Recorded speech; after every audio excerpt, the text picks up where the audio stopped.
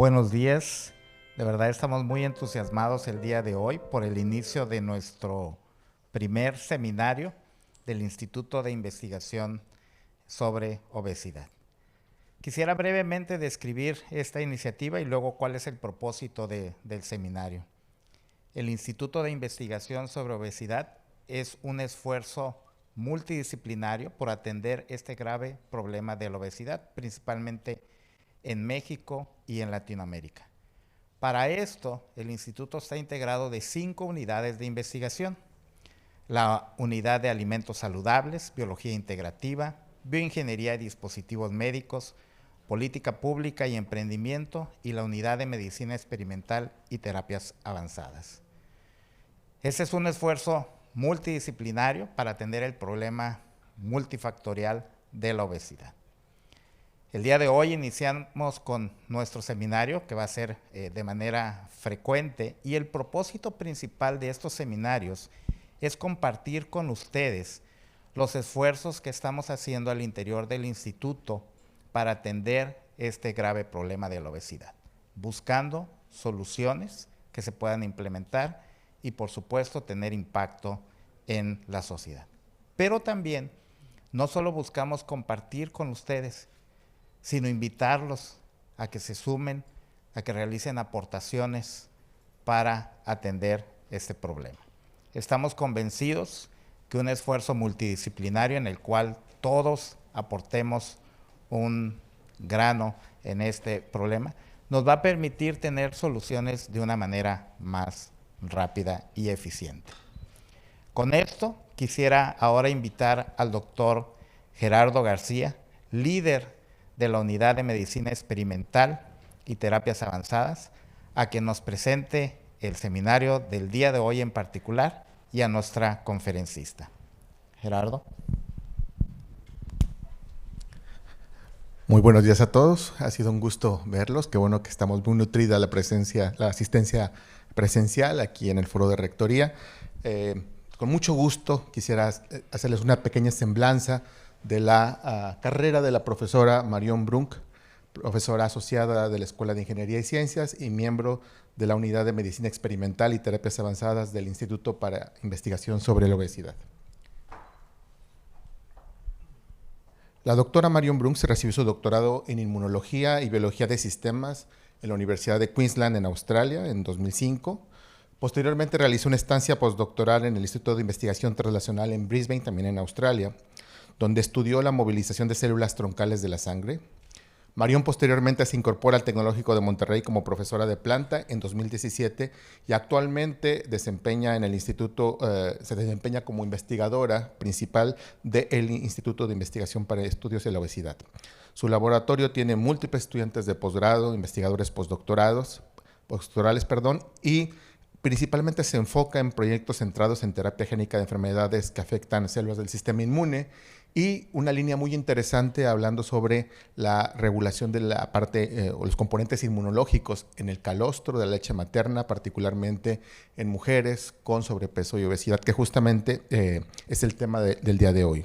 La doctora Marion Brunk es miembro del Sistema Nacional de Investigadores Nivel 1, ha publicado más de 20 artículos en revistas indizadas, es miembro activo y muy participativo de múltiples sociedades nacionales e internacionales, particularmente la Sociedad Mexicana de Inmunología y la The Society for Leukocyte Biology. Marion participa en actividades de mentoría y divulgación, también tiene una actividad importante en la formación de investigadoras en el área de ingeniería y ciencias. Y, por supuesto, el día de hoy estamos muy contentos que va a compartir con nosotros el trabajo experimental, que es una línea de investigación que se consolida con el tiempo, pero ya tiene muchos productos, justamente con el título "La obesidad altera la composición inmunológica de la leche materna". Marion, muchas gracias y bienvenida. Muchas gracias.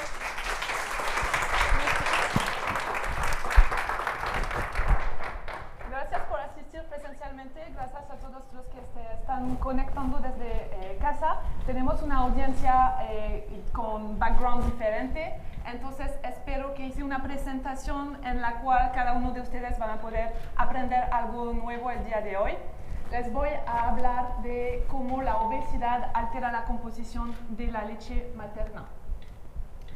Pero entonces vamos a hablar de lactancia, de leche materna, y necesito hacer un disclaimer aquí porque la lactancia materna, muchos hemos escuchado que es el alimento más adecuado para el bebé. La OMS recomienda una lactancia materna exclusiva de al menos 6 meses, y esto también les platico por mi experiencia personal, es muy difícil. Es muy difícil hacer, y realmente las necesidades en atender son las necesidades del bebé en este momento. Los pediatras que nos están viendo ahorita no me dejarán mentir. Fed is best. Lo más importante es que el bebé tenga acceso a alimento en el momento en donde tiene hambre. Antes de pasar a este tema de la lactancia, vamos a hablar de la obesidad. Por casualidad, hoy nuestro primer seminario es el Día Mundial de la Obesidad, y hay proyecciones pesimistas. Ups, perdón. Okay. ¿Problemas técnicos? ¿Así mejor? Ok, súper. Entonces, si seguimos con las tendencias actuales, en un poquito más de 10 años, la mayoría de la población a nivel mundial tendrá sobrepeso o obesidad. Esto es muy grave. Tener obesidad se asocia con más de 200, se ha asociado estadísticamente con más de 200 enfermedades. Y bueno, aquí en México, más del 70% de la población el día de hoy tiene o obesidad o sobrepeso, y la velocidad a la cual estamos siendo más gordos, más obesos, es muy elevada. Les decía que padecer de obesidad conlleva otros riesgos para la salud, viendo a nivel global más altas causas de mortalidad por cualquier causa. Y obviamente lo que ya se sabe, hipertensión, diabetes tipo 2, osteoartritis por el peso en las articulaciones, así como varios tipos de cáncer y enfermedades psicológicas también. Además de la salud, una persona que padece de obesidad tiene un gasto en sistema de salud de aproximadamente $2,000 por año. Es muchísimo. Y entonces hoy, para este día especial que estamos celebrando con el seminario, les invito a sacar su celular y una calculadora.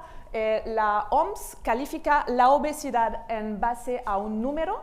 Este número es el índice de masa corporal que se puede calcular en base a su peso y su tamaño. Y califica como obesidad este número aquí con esta fórmula que pueden encontrar arriba de 30. Les invito, si tienen este número que está cerca de 30 o arriba de 30, en ir a ver a su médico, a ver cómo pueden atender esta solución. Es un problema, hay que platicarlo en temas de divulgación también, como lo estamos haciendo. Y bueno, no es que no estemos haciendo nada, ¿no? Desde años ya los gobiernos, las sociedades saben que la obesidad es un gran problema, y se ha intentado atender el asunto con varias políticas públicas, varias cosas. Conocemos los sellos, el sugar tax, etc. Pero como lo podemos ver aquí en esta figura, intentar una intervención en un público adulto cuando ya el riesgo está alto no tiene un impacto muy significativo en comparación con atender la problemática al inicio de la vida. El periodo in útero, perinatal, postnatal, la primera infancia, como se le llama, a los primeros 1000 días de vida, es un momento en donde una intervención puede tener impactos para lo largo de la vida después, una vez que la persona está desarrollada. Y este estudio sobre los links entre el ambiente, las experiencias en esta primera infancia y la salud a largo plazo es un área de estudio, se le llama DOHAD, o Developmental Origins of Health and Disease, y está ya se conoce, es un campo largo, hay una sociedad DOHAD internacional. Les voy a dar un ejemplo que van a entender muy fácilmente. Una persona, ya se sabe, una mamá que fuma durante el embarazo, su bebé va a tener más riesgos ya cuando sea adulto o adulta a padecer de obesidad, enfermedades cardiovasculares, diabetes tipo 2, etc., ¿no? Y entonces, en el laboratorio nos fascina este periodo perinatal, postnatal, porque aquí es donde podemos incidir en las futuras generaciones, en entender cómo podemos prevenir enfermedades y promover la salud. En particular, estamos interesados en una experiencia muy corta, pero significativa, que es la lactancia materna.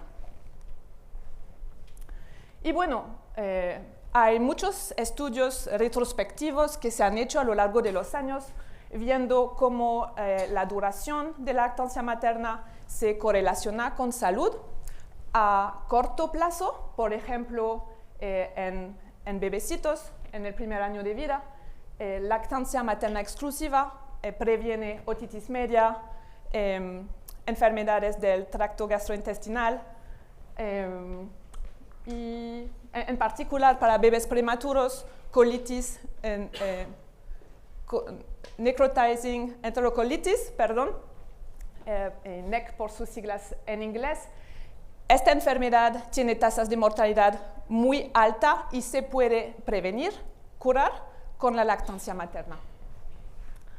Para las mamás también, amamantar previene varios tipos de cáncer o se asocia con riesgos disminuidos de varios tipos de cáncer y presión alta y diabetes tipo 2.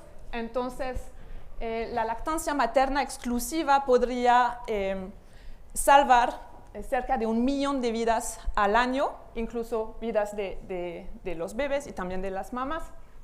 Además de la salud, también, de nuevo, hablamos de costos durante la vida perinatal, camas de hospital, etc.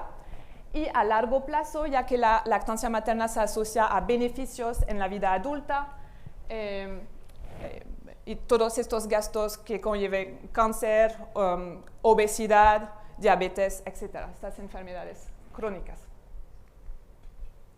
Bueno, es sábado, entonces me voy a perder con ustedes en esta pintura del impresionista Camille Pissarro, y estoy aquí en el bosque y como... Ay, no me funcionó bien. No funcionó bien eso. Bueno, como buena científica estoy caminando, quiero hacer un experimento, se me ocurre algo. Entonces lo que quiero hacer es medir qué tanta fruta buena se puede cosechar del otro lado ahí. Entonces voy a invitar a personas que están caminando conmigo, las personas que veo que están aquí alrededor, a participar. Oye, pueden cruzar este río, ir a cosechar y yo voy a ir a medir. A ver. Bueno, tengo un problema con esta, qué pena. Miro y lo que veo es que cruzar el río efectivamente me ayuda a cosechar fruta, es muy obvio, eso es una metáfora. La fruta son los beneficios a largo plazo y cruzar el río, este esfuerzo, es la lactancia materna. Y a través de este estudio, ya que invité a participantes y los que participaron veo beneficios para ellos, lo voy a generalizar si la lactancia materna contribuye a la salud a futuro. Pero hay personas que no pudieron participar, no participaron, no cruzaron el río. ¿Por qué? Porque no son nadadores. Y entonces, esto en la metáfora serían las personas que padecen, por ejemplo, de obesidad. ¿Por qué? Porque se sabe que una mamá que padece de obesidad tiene muchas dificultades para amamantar. Y entonces, hoy en día, no se sabe todavía cómo la lactancia desde una mama que padece de obesidad puede impactar la salud a futuro de su bebé. Para hablar un poquito más sobre esto de la lactancia materna y en el contexto de obesidad, estamos viendo en esta gráfica con las barras negras las dificultades encontradas por las mamas que padecen de obesidad en comparación con las mamas con normopeso, entre comillas, y vemos que efectivamente tienen mucho más dificultades en iniciar y mantener la lactancia. Y esto se debe a varios tipos de factores. Anatómicamente, la obesidad o el exceso de grasa en el cuerpo almacena progesterona, y es justamente este drop en progesterona que genera la lactogénesis tipo 2, o sea, la subida de la leche. Entonces, una mamá que ya tiene un nivel de progesterona alto, este drop no se va a hacer tanto, y por lo tanto, fisiológicamente es muy difícil tener esta leche. Médicamente, no les voy a explicar todos, pero médicamente una persona que padece de obesidad también tiene comorbilidades como picos, por ejemplo, problemas hormonales, y esto conlleva problemas para la lactancia. Socioculturalmente se sabe, se ha asociado la obesidad con ciertas estratas socioculturales un poco más frágiles, y en estas estratas a lo mejor no se habla tanto, no se fomenta tanto la lactancia materna. Finalmente, psicológicamente, una mamá que padece de obesidad no va a amamantar en público tan fácilmente como una mamá que no tiene esta enfermedad. ¿Por qué estudiar la leche materna? Hablamos de lactancia, ahora nos vamos a enfocar en este tejido, la leche materna. Si nos preguntan en el laboratorio, les vamos a contestar por qué no estudiar la leche materna. Sería crazy, para nosotros Liquid Gold tiene muchísimos beneficios. He leído que si la leche materna no existía hoy en día, la persona que la inventara les diera el premio Nobel tanto de economía como de medicina por las vidas que salva y el dinero que ahorra también. Entonces, tenemos que aprovechar la leche materna, y para hacer eso hay que estudiarla. Hoy en día todavía hay muchos temas que se tienen que profundizar sobre este tejido tan complejo como lo vamos a ver. Les voy a hablar un poquito de algunos factores de la leche materna, algunas características muy interesantes desde mi punto de vista. La leche materna es una medicina personalizada para el bebé a quien está destinada. Aquí vemos que la composición en energía y en proteínas, de la leche materna depende de la edad gestacional del bebé. Un bebé prematuro, aquí en azul estamos viendo la composición energética de la leche materna para bebés que nacieron prematuros, y vemos que es mucho más alta, por ejemplo, que la composición para un bebé que nace a término, y eso es lo que necesita el bebé. Ambas figuras enseñan más o menos la misma cosa. Entonces voy a pasar a la siguiente. Ahora estamos viendo cómo la leche materna es muy dinámica dentro de una misma toma de leche. Aquí estamos viendo la composición de nuevo en proteínas y células dentro de la leche, la concentración. Estamos viendo que iniciando la lactancia tenemos cierta concentración, pero mientras el bebé continúa a amamantar, se sube esta cantidad tanto de células como de proteínas. Esto puede ser usado en bancos de leche, por ejemplo, cuando estamos optimizando el uso. Como vimos, bebés que nacen prematuros necesitan más energía. Se podría analizar esta cantidad para dar esta leche a los bebés prematuros. prematuros, perdón. Y aquí estamos viendo visualmente cómo efectivamente dentro de una misma toma de leche pasamos de una leche con mucho más agua a una leche mucho más densa después de unos minutos. Ahora, a lo largo de la lactancia, del periodo de lactancia como tal, también la composición de la leche cambia mucho. Y de hecho cambia tanto que se cambia el nombre. En los primeros días posparto no se le llama tanto leche, se le llama calostro. El calostro para mí no tiene mucho que ver con nutrición. De hecho, un bebé cuando nace, a pesar de ser amamantado, va a perder peso. Pero entonces está ya tomando este tejido, el calostro, que es un tejido inmunológico que nos interesa mucho y es la razón por la cual nos estamos enfocando en los resultados que van a ver después, en calostro. Entonces, los primeros días es calostro, pasamos a leche de transición y luego leche madura. Y estas tres etapas conllevan composición diferente. Podemos ver aquí unos antioxidantes, por ejemplo, y vemos que también el calostro tiene mucho más vitamina E, por ejemplo, que el resto de las leches. Y aquí estamos viendo la composición en leucocitos. En el calostro hay mucho más células de la sangre, que son CD45 positivas, que en el resto de la lactancia. Les decía que la leche materna es un tejido muy complejo, contiene varios tipos de moléculas. Es un tejido dinámico, su composición cambia tanto con factores de la mamá, y lo que nos interesa en nuestro caso es su estado de salud y estado de obesidad, por ejemplo, la genética, etc. Pero también cambia con factores propios del bebé. El género del bebé va a generar una composición diferencial en la leche materna. También su estado de salud. La mamá está en salud, el bebé se enferma, la composición de la leche materna cambia. Es increíble. En cuanto a compuestos dentro de la leche, nos interesa mucho en el laboratorio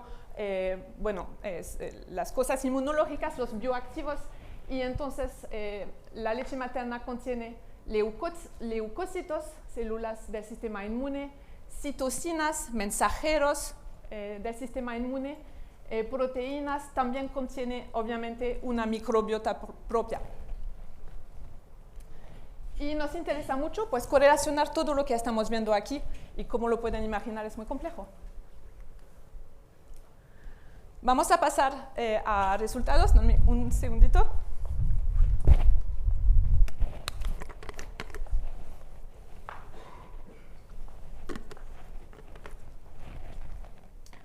Entonces, les voy a enseñar, estoy muy emocionada de enseñar esto, es la primera vez que lo enseñamos. Resultados del trabajo de mi alumna de maestría, Diana, que hizo un trabajo increíble en investigar cómo cambian las citocinas proinflamatorias en el calostro de mamás que padecen de obesidad contra mamás que tienen un normopeso, de acuerdo a la OMS. Entonces, pues eso para ejemplificar que las citocinas son moléculas pequeñas producidas por todas las células del cuerpo para llamar a leucocitos en caso de infección o de daño, pero también para que las células se puedan comunicar entre ellas. Muchas gracias. Y entonces lo que hizo Diana es colectar muestras pareadas de la mamá únicamente en el periodo perinatal, dentro de los primeros 48 horas después del parto, muestra de sangre periférica, muestra de calostro una vez que el bebé termina de amamantar. Y de estas muestras analizó 6 citocinas proinflamatorias usando citometría de flujo. Y aquí vemos las citocinas proinflamatorias. Esto es nada más para ejemplificar, enseñar los datos demográficos que colectamos y analizamos cada uno de ellos para asegurar que no hubiera ningún sesgo dentro de las conclusiones que podíamos pensar por ver los resultados. Entonces, aquí tenemos una diferencia estadística por diseño entre el índice de masa corporal promedio de ambos grupos, pero es la única diferencia fuera del volumen de calostro que se podía recolectar. Y esto, como les comenté, pues las mamás que padecen de obesidad tienen más dificultad para producir leche. Entonces, si nos hizo sentido. Estas muestras se recolectaron en el Hospital Regional Materno-Infantil de Nuevo León, bajo consentimiento informado, obviamente, y las muestras anonimizadas inmediatamente. El primer resultado de Diana fue que en la sangre vimos una tendencia a subir la concentración de citocinas proinflamatorias mientras va subiendo el índice de masa corporal de las mamas, ¿no? Y eso estamos viendo IL-8, IL-6 y IL-10, que es una citocina muy especial porque es proinflamatoria, pero también nos habla de regulación. También es antiinflamatoria, para decirlo así. Este resultado no nos sorprendió porque se sabe que la obesidad es un estado de inflamación crónico y se ha demostrado en la literatura que en la sangre de personas con obesidad sube la inflamación, suben los mediadores. Nos hizo sentir bien saber que podíamos reproducir lo que había en la literatura, ¿no? Ok. Y lo que vemos también es que depende del tipo de citocina, pero esto también nos hizo sentido. Ahora, estas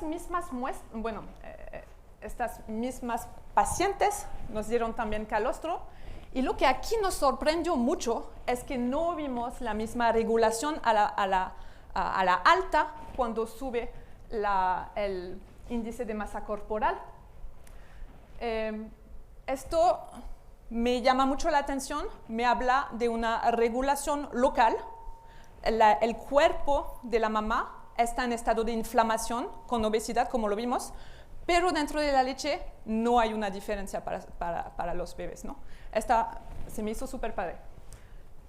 También lo que les quiero comentar es que en el calostro hay muchísimo más citocinas que en la sangre. Si están viendo aquí las unidades en los ejes Y, no hay comparación, ¿no? Entonces, este calostro es altamente inmunológico y esto lo necesita el bebé para madurar su tracto gastrointestinal, como lo vamos a ver. Estos son los mismos resultados presentados de manera diferente y aquí podemos ver muy bien una diferencia estadística significativa en la sangre en mediadores de inflamación, mientras que en la leche no vemos este cambio. Muy bien. Ahora, Diana hizo esta gráfica muy bonita para ejemplificar cómo es el tracto gastrointestinal de un bebé al nacer de este lado. El sistema inmune de un neonato es muy inmaduro. Hay tipos de células que no tiene, por ejemplo, los linfocitos B. Las células que sí tiene, por ejemplo, los neutrófilos, son inmaduros. Su respuesta frente a una infección es atrasada y no tan alta como si pudiera ser la de un adulto en comparación. También, algo muy importante, en el tracto gastrointestinal, las células del epitelio no están muy cohesivas, se llaman tight junctions, ya no están cerradas. Esto es interesante, ¿por qué? Porque lo que le damos al bebé va a pasar muy fácilmente al torrente sanguíneo. Después de unos días, tras estar expuesto al ambiente y ojalá a calostro, lo que estamos viendo es una maduración del tracto gastrointestinal con los goblet cells que van a empezar por su estimulación a producir mucho más moco que está protegiendo el tracto la microbiota que ya se está instalando, anticuerpos, no les dije, pero bebés no tienen células B, entonces no tienen sus propios anticuerpos. Durante la gestación, la mamá pasa a su bebé inmunoglobulinas G, pero son las únicas. Hay 5 tipos de inmunoglobulinas, nada más los bebés tienen IgGs. Y entonces, pues, con la lactancia se está compartiendo por parte de la mamá su sistema inmune al bebé. Se le está compartiendo el suyo hasta que el bebé desarrolle lo suyo a través de esta estimulación en el tracto gastrointestinal. Y entonces, pues, esto es la relevancia. El calostro y sus componentes inmunes ayudan a la maduración del tracto gastrointestinal. Se ha encontrado en modelos murinos que la falta de una citosina, por ejemplo, aquí les pongo IL-10 porque no quiero que sea tan larga, pero en modelos que no tienen IL-10, por ejemplo, se promueve el desarrollo de enfermedades en el tracto gastrointestinal como la colitis. Y aquí hago un pequeño paréntesis porque mientras Diana estaba analizando sus datos, encontró algo muy interesante que les quiero compartir. Ahora, no estamos hablando de obesidad y normopeso, estamos hablando de modo de parto. Y lo que encontró es que en mamás que dieron a luz por una cesárea, la sangre de esta mamá, sin importar su índice de masa corporal, tiene mucho más inflamación que en el caso de un parto vaginal. ¿Ok? Del otro lado, viendo dentro del calostro, lo que vimos es que una cesárea promueve un calostro con menos IL-10. ¿Se acuerdan en la diapo anterior que falta de IL-10 promueve colitis en modelos murinos? Se nos hizo súper interesante este dato. Y además porque el modo de parto, el mode of delivery, se ha correlacionado con enfermedades crónicas en la vida adulta, como Crohn's disease, otras cosas, pero a través de la microbiota. No hemos encontrado un enlace a través de citocinas. Entonces se nos hizo pues nuevo. Cierro la paréntesis, regresamos a obesidad y ahora vamos a platicar del trabajo de Raúl. Raúl terminó su maestría hace año y medio y él se enfocó no en los mediadores, sino en las células como tal, en los leucocitos. La leche materna, el calostro, contiene varios tipos de células, incluso la microbiota, pero nos estamos enfocando a células del sistema inmune, que son muchas, muy diferentes, con funciones diferentes. ¿Por qué nos interesa? Porque, bueno, es algo que se está tomando el bebé, se podría ser dirigido, ¿y por qué nos interesa? Bueno, acuérdense que en el tracto gastrointestinal de un neonato hay huecos entre las células epiteliales que favorecen que lo que se está comiendo el bebé pase más rápido en el tracto sanguíneo. Y hay algunos artículos en ratoncitos en donde se pueden marcar de manera fluorescente, por ejemplo, leucocitos, se da a cabo la lactancia, y en los bebés, en varios órganos de los bebés ratoncitos, encontramos células marcadas de la mamá, lo cual confirme que leucocitos pueden pasar a través del calostro a diferentes partes del ratoncito.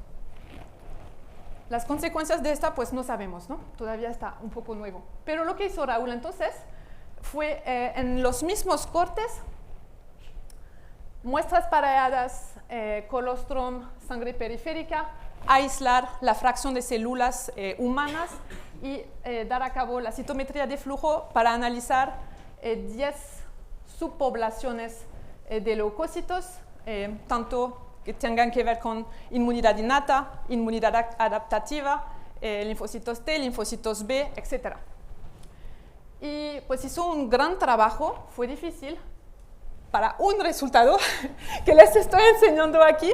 Hizo mucho trabajo y no vio diferencias hasta que nos enfoquemos en los linfocitos B.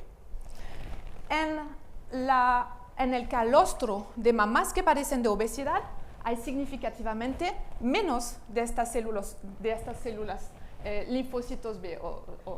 Sí. ¿Por qué nos interesan los linfocitos B? Acuérdense que los neonatos no tienen linfocitos B al nacer, ¿okay? Y estas células, dependiendo de su subtipo, hacen cosas diferentes y muy relevantes. Producen anticuerpos, son las células que producen anticuerpos. Pueden presentar antígeno, producen citocinas, etcétera, etcétera. Y entonces quisimos continuar este trabajo porque, como les dije, linfocitos B es un paraguas para muchos otros tipos de células. Están viendo aquí un resumen de los linfocitos B, son muy diferentes, tienen funciones muy distintas, ¿no? Algunas proinflamatorias, algunas antiinflamatorias, etc. Entonces, queríamos saber exactamente cuál es el subtipo de linfocitos B que está bajando esta concentración global. Y entonces llegó el doctor Eric Sánchez para una estancia postdoctoral en mi laboratorio y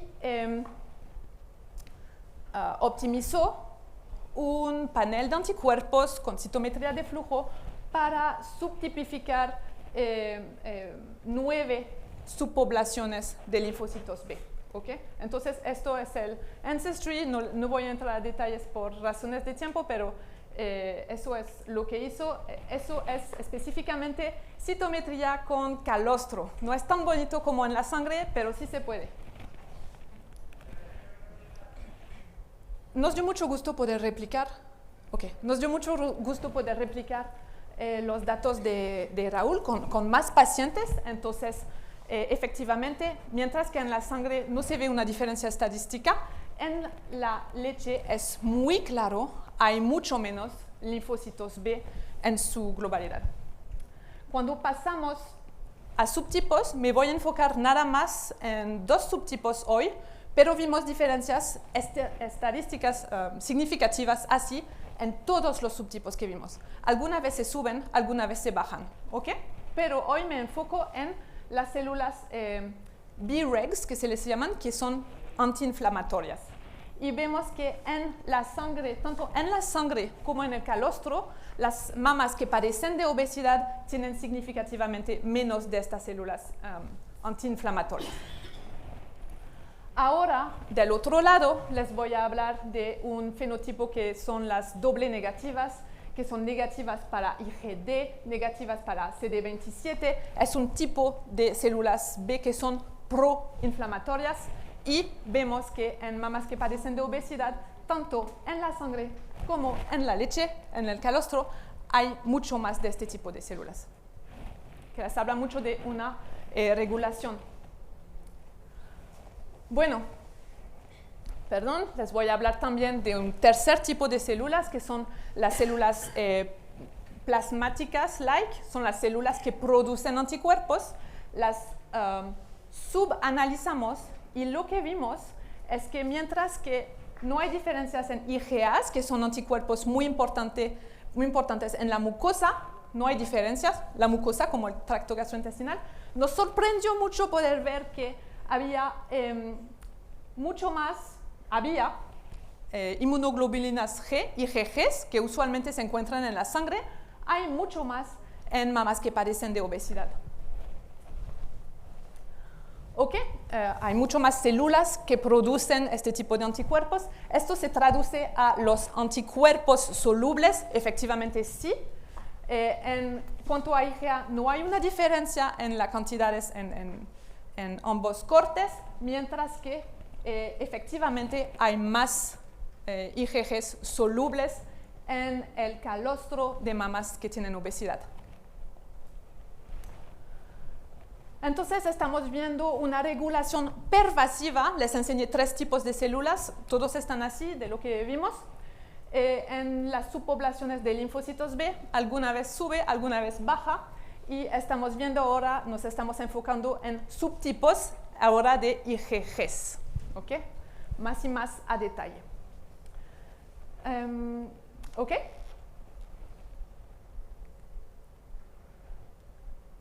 Ok, finalmente, un ensayo que hizo Eric hace poco.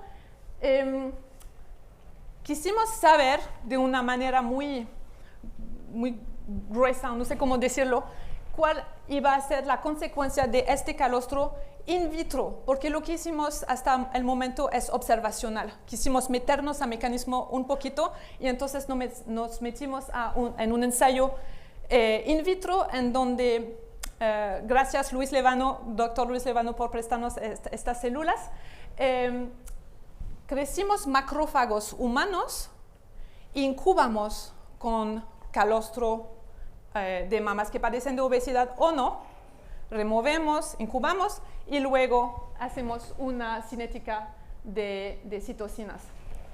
Tenemos 13 por investigar, 13 citocinas que analizamos. Les enseño nada más 3 y por cuestiones de tiempo a lo mejor nos enfocamos en esta TNF-alfa, que también es una adipokine y que está producida por macrófagos. Lo que estamos viendo es que en comparación con el control sin calostro o el grupo que recibió, el pocito que recibió leche de mamas con peso sano, hay una producción de TNF-alfa. Se está promoviendo la inflamación in vitro. Ok, y muy rápidamente lo que estamos haciendo es una integración de varias disciplinas. Estamos trabajando en metabolómica con estas mismas muestras y en genómica 16S, metagenómica, para poder entender cómo funciona el calostro. Dijimos que es un tejido complejo, dinámico. Necesitamos integrar estas partes en lugar de ver una por una, porque se sinergizan los componentes. Entonces, esto es el trabajo de los alumnos y postdoc Cari del grupo de Cuauhtémoc Licona. Hicieron de las mismas muestras 16S y estamos viendo varias familias de bacterias que están reguladas, tanto menos como más, cuando comparamos normopeso, obesidad. Obviamente también nos metimos en el tema de parto vaginal, parto por cesárea, por los resultados que vimos con las citocinas. Se publicó un primer trabajo el año pasado y ya con este trabajo se produjo un manuscrito. Y estamos empezando entonces a generar algo de integración de la inmunología con la microbiología, viendo cómo se mueven juntos, no juntos, de manera significativa o no. Si hay un plus, significa que las tendencias son significativas. Dentro de una misma muestra, de un mismo grupo, cuando sube una citocina, hay más abundancia de una bacteria o no. Es un tema que se puede platicar muchas horas, como ven. Finalmente, con nuestros colegas, amigos en el CICC, hicimos metabolómica no dirigida para descubrir los metabolitos que están cambiando y no se ve bien. Aquí no se ve. Tengo un volcanoplot muy bonito, que era lo mejor. No se ve, pero encontramos metabolitos que están diferencialmente encontrados en condición de obesidad o no. Hicimos plasma y calostro de esas mismas muestras. Entonces tenemos una plataforma para analizar componentes inmunológicos del calostro. Es en lo que nos enfocamos en el grupo y vimos regulaciones significantes en el contexto de la obesidad. Nos estamos metiendo en integrar esta información inmunológica con información de multiomics. Estoy hablando de genómica y metabolómica hasta el momento, y estamos buscando contestar cómo estas observaciones podrían llevar a cabo una consecuencia para los neonatos. Y quiero leer esto. Breastfeeding remains the best source of nutrition for infants regardless of maternal BMI. Es muy importante recalcar esto cuando estamos haciendo este tipo de pláticas y regresar a Fed is Best, porque todavía no se sabe las consecuencias. Agradezco al equipo transdisciplinar, multicéntrico, que colaboró para producir estos resultados. Obviamente el Brunk Lab, Diana, Eric, están enfocados en el análisis de calostro humano. Todo el equipo apoya siempre las mamás, las familias que accedieron a dar de su calostro, de su tiempo para llenar el formulario ético en este momento muy particular de la vida.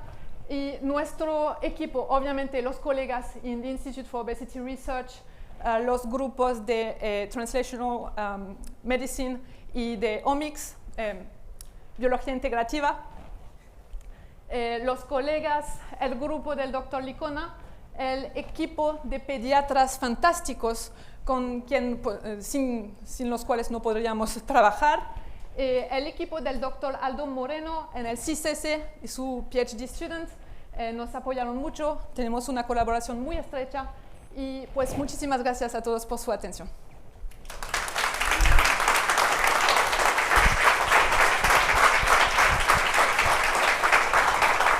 Muchas felicidades.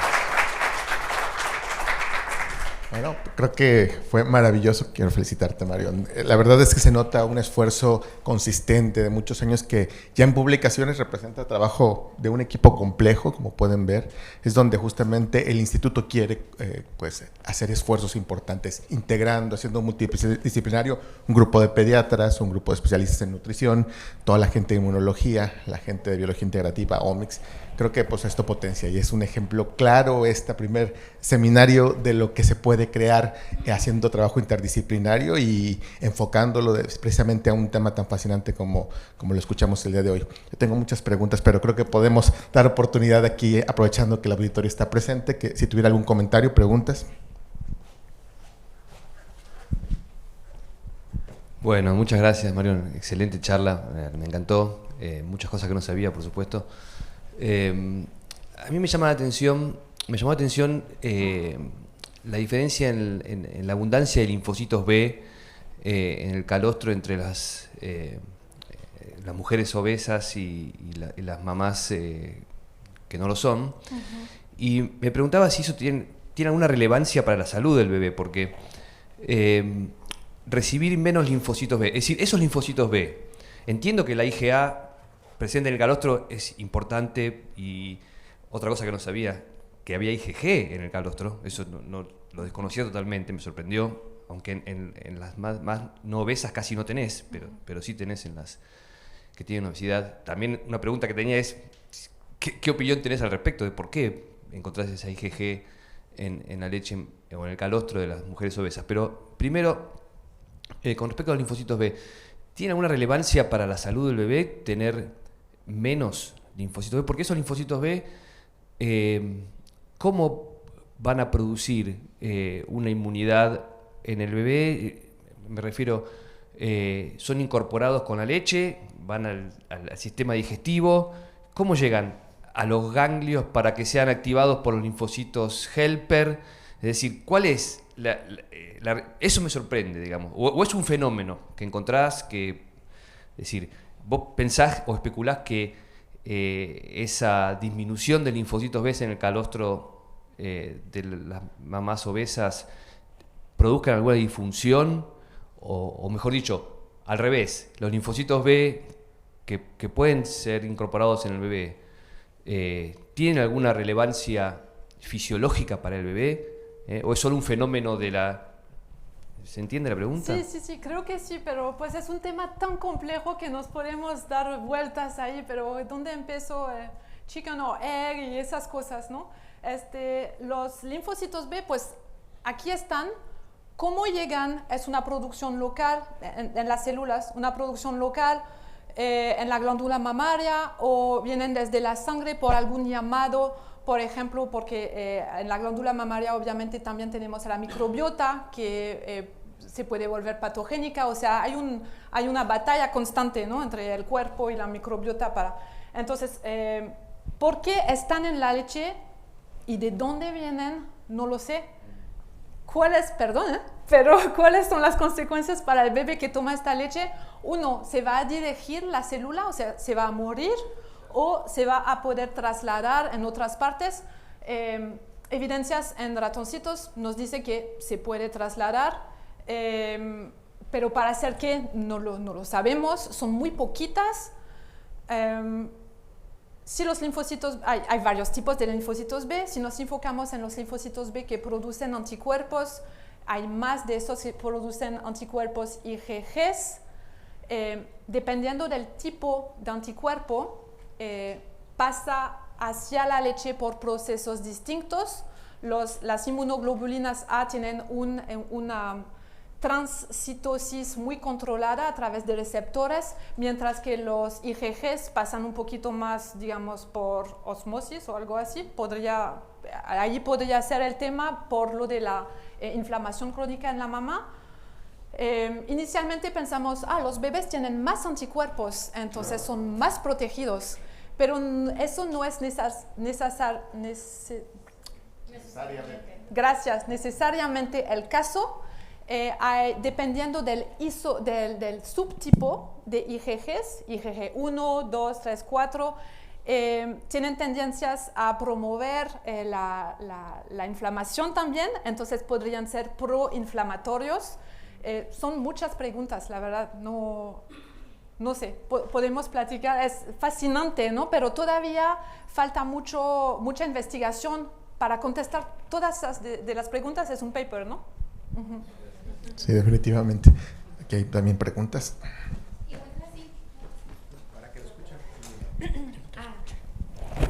Muchas gracias por su presentación, doctor. Estaba súper interesante el tema. A mí me causó mucho interés cuando se observó que en sangre periférica había un aumento de citocinas, pero no necesariamente en el calostro. Sí. Y se hablaba como de una inmunoprotección. ¿Qué se sabe al respecto? O sea, ¿qué mecanismos regulatorios están involucrados para que justamente en el calostro, independientemente a la forma en que fue el parto, pues se siga manteniendo esa inmunoprotección? ¿Y qué efecto esto podía tener sobre, pues, el bebé? Sí, no, eso igual es nuevo, resultados nuevos, entonces no podemos... No sabemos muy bien cuál es la regulación ahí, pero tener estas muestras pareadas tuvo mucho valor para evidenciar esta diferencia entre inflamación crónica en la sangre y concentraciones altas en el calostro, pero reguladas irrespectivamente del estado de salud de la mamá en cuanto a obesidad. Sí, entonces parece que haya una regulación local. Cuando platiqué con amigas me dijeron es el amor de la mamá porque pues en la leche, pues en cuanto a citocinas ya vimos que otras cosas sí hay diferencias, pero en cuanto a citocinas inicialmente no hay, sí, esta regulación estaría padrísimo investigarlo. Ya que evidenciamos esto, necesitamos regresar a modelos murinos, modelos in vivo para poder investigar mecanísticamente qué está pasando. Y en ese sentido, ¿se sabe si esas células presentes en el calostro son funcionales? O sea, si en el bebé tienen funcionalidad como tal, como con la madre, o tampoco. Eso es el punto, no podemos ir a tomar una biopsia del bebé. Entonces, por lo mismo, tenemos que regresar a un modelo murino en donde pues nos gustan los animales, pero sí podemos ir a disectar ahí después del weaning y ver el desarrollo del tracto gastrointestinal, si tenemos traslado de células a otros órganos y así. Muchas gracias, doctora. Hola, doctora. Muchísimas gracias por su ponencia. Está demasiado interesante, concuerdo con todos los demás. Yo tengo dos preguntas. La primera va con respecto a los primeros resultados que nos mostró, Yo tengo curiosidad en por qué eligieron esas citocinas, la IL-8, la IL-6, la IL-10. ¿Hay alguna situación en su laboratorio que estén investigando precisamente por qué esas citocinas? No, son citocinas que son las citocinas que se investigan cuando quieres saber de inflamación aguda. Okay. Entonces son las mayoritarias, son 6 y por lo tanto se desarrolló un kit para medir específicamente estas 6 citocinas. Nosotros usamos citometría de flujo, lo cual nos ayuda para ahorrar la muestra. Con un poquito de muestra, 20 microlitros, 10 microlitros, podemos medir estas 6 citocinas de esta manera. Si no, seleccionando otras, sin una hipótesis, pues ni tiene caso, ¿no? Pero por ELISA puedes investigar lo que tú quieras. Es más caro, necesitas más muestra. Ok, y muchas gracias. Otra pregunta. Usted habló de que cuando el bebé está enfermo, la leche materna cambia. Sí. ¿Tiene alguna idea de cómo sucede eso? O sea, ¿qué sucede entre el binomio madre e hijo? Sí, que está eso increíble. sucede.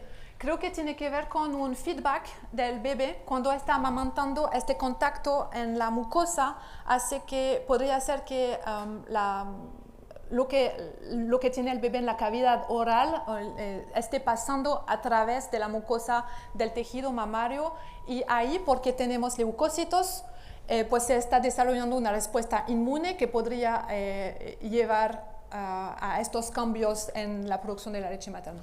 Muy bien, muchísimas gracias. Por aquí tenía una pregunta. Por favor, Flavio. Hola. Igual coincido con todos. Muy bonita la presentación. Gracias. Muchas preguntas. Sí. Y mucho trabajo que hacer. Sí. Sobre todo. Totalmente. Ya tenemos algo contigo, ¿verdad? Ok, gracias. Más o menos en línea con lo que preguntó la doctora Marcela sobre las citocinas IL. Me llamó mucho la atención la dispersión de resultados en el grupo obeso. Sí, y me quisiera enfocar solamente en el grupo obeso, porque pues hay dos grupos, no obeso y obeso, ¿verdad? Pero en el grupo obeso veo que hay una dispersión muy alta, ¿verdad? Entonces, esa variabilidad de resultados no te llevaría a ti a pensar que dentro del grupo de los obesos se puede subclasificar, y esa subclasificación llevarte ahora, por ejemplo, a un grupo en los cuales obesos se comparen fuera de los odd layers, que podrían ser este otro subgrupo. Los obesos podrían estar, el grupo obeso podría estar en similares condiciones con el grupo normal, dado que por alguna situación que no sé, que habría que estudiar, la verdad, pudiste separar esos dos grupos. ¿Has pensado en eso? Sí, muchas gracias por la pregunta. Es muy relevante. Tengo muchas cosas que decir. Efectivamente, la OMS subclasifica la obesidad en tipo 1, tipo 2, tipo 3. Nosotros inicialmente en el diseño dijimos, si tienes un índice de masa corporal arriba de 30, no vamos a subclasificar. Ahora, con los datos de metabolómica, el doctor Aldo Moreno analizó lo que encontró y no encontraba diferencias muy claras comparando nada más estos dos grupos. Entonces, a raíz de eso, hizo subgrupos, obesidad 1, 2, 3, y ahí sí encuentra diferencias en cuanto a metabolitos. A raíz de esto, nosotros regresamos a los datos y Diana subclasificó sus muestras de acuerdo al grado de obesidad, y ahí no sé si a lo mejor por la N que teníamos, no vimos diferencias dentro del grupo de obesidad, pero sí definitivamente hay algo aquí, y en alguna parte de la leche materna sí se correlaciona con el índice de obesidad. Buenos días, doctora Marion. Muchas felicidades por su trabajo, excelente presentación. Mi pregunta también está un poco dirigida al comentario del doctor Flavio, pero va un poquito más allá, porque veo que los efectos más importantes son a nivel local, en la mama. En esa región de la mama y en el calostro mismo, ¿han pensado evaluar los niveles de ácidos grasos, algunos metabolitos importantes que sean disparadores de este cambio fenotípico de las células inflamatorias? Muchas gracias. Estamos midiendo metabolitos de manera no dirigida, entonces no nos enfocamos en medir algo en particular inicialmente, porque todo este trabajo fue observacional y a ver qué encontramos, a ver si podemos a raíz de este trabajo desarrollar hipótesis mecanísticas de lo que esté pasando, que es su pregunta, ¿verdad? Y hasta el momento no, pero obviamente ya vimos, o sea, encontramos diferencias, vale la pena estudiarlo, y ácidos grasos definitivamente sabemos que pueden ser proinflamatorios, lo vamos a hacer, no lo hemos hecho por el momento. Gracias. ¿A quién presente la última pregunta? Hola Marión, muchas Hola. gracias. ¿Viste alguna diferencia dado la dispersión por sexo del bebé en algunos análisis? Yo creo que tuviste No me acuerdo. Es que analizamos tantas cosas. Se me hace que en citocinas empezamos a ver algo, Diana, pero... sí, vimos algo cuando comparamos el género de bebés, pero luego, para asegurarnos de no tener algún bias, estos grupos se subclasificaron en obesidad, normopeso, y nos dimos cuenta que en los varones había más bebés de mamás con obesidad, y entonces esto nos sesgaba el resultado. Ya. Marión, quedan muchas preguntas, por tiempo ya no podemos extendernos, pero tuvimos también muchos visitantes, más de 60 personas conectándose de manera remota. Muchas gracias. Lo cual es un éxito definitivo de este seminario. Genial. Y una pregunta de las que puedo compartir ahora por más de tiempo, dice: felicidades Marión, y en especial a tus estudiantes. Totalmente Sí, de acuerdo. son los mejores. Muy alegre e inspiradora la presentación. Pregunta: ¿han estudiado algo similar en pacientes que tengan diabetes o con diabetes gestacional? Gracias por la pregunta. Yo en particular no me enfoqué en esto. A mí me gustan los contrastes muy claros, entonces no sé si se dieron cuenta, no tuve sobrepeso en mi diseño experimental, quería normopeso, obesidad. Pero dependiendo de lo que se quiere hacer, el grupo del doctor Licona con Yuli Gámez allá, sí investigó la microbiota en casos de obesidad y en casos de diabetes gestacional. Esto tiene que ver con microbiología, y entonces sí hay cambios, pero no me quiero meter tanto a discutir estos temas. Está publicado el artículo. Muchas gracias Marión. Pues agradecemos a todos su presencia también de forma virtual. Les recordamos que mensualmente tendremos un seminario del instituto donde serán presentaciones de las diferentes unidades. El siguiente seminario serán todos, les repito, los primer viernes de cada mes, con excepción del siguiente viernes porque corresponde con las vacaciones de Semana Santa. Entonces será el segundo viernes del mes de abril. En adelante serán todos los primeros viernes, 10 de la mañana. Tendremos este mismo formato, de forma híbrida, y también porque estamos presenciales. Seguramente será en este espacio. Greta, confirmamos esto y les agradecemos nuevamente su participación, y pues excelente día y tema para pasar el día de lucha contra la obesidad. Agradecemos mucho a todos los presentes y muchas gracias Marión por compartirnos tu experiencia. A ustedes, gracias.